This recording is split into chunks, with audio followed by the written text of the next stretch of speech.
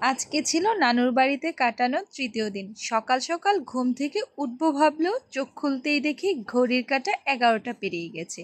যেহেতু ইদানিং প্রচুর খাওয়া দাওয়া হয়ে যাচ্ছে, তাই সকালটা হালকাতেই রাখতে চাইলাম। আজকে নাস্তায় ছিল ঠান্ডা শসা, ডিম সিদ্ধ, 2টা খেজুর আর চিনি ছাড়া 1 কাপ কফি। যেহেতু এখানে আমার বিশেষ কোনো কাজ নেই, তাই তো সারাদিন খাই দাই গান গাই তাই রে নাই রে নাই। বসে পড়লাম দুপুরের খাবার খেতে। দুপুরের খাবারে আজকে প্রথমেই ছিল রুই মাছ ভুনা, তারপর ছিল আমার সবচেয়ে পছন্দের গরুর ভুঁড়ি ভুনা। খাওয়া দাওয়া শেষ করে বিকেলবেলা একটু বের হয়েছিলাম হালকা হাঁটাহাঁটি করার জন্য, কারণ বিকেলবেলা না হাঁটলে আমার দিনটা অসম্পূর্ণই লাগে। হেঁটে বাসায় এসে ফিরে দেখি নানু গ্যাসের চুলায় বানাচ্ছে ফুলকো ফুলকো চিতই পিঠা, শুধুমাত্র আমার জন্য। সত্যি নানু পারেও বটে। গ্যাসের চুলায় যে এত ভালো চিতই পিঠা হয় তা আমার আগে জানা ছিল না। রাতের বেলায় ছিল বাংলাদেশের ম্যাচ, খেলা দেখতে দেখতে ঝাল ঝাল ভর্তা দিয়ে খাচ্ছিলাম চিতই পিঠা। দিনের পরিপূর্ণতা যেন এখানেই।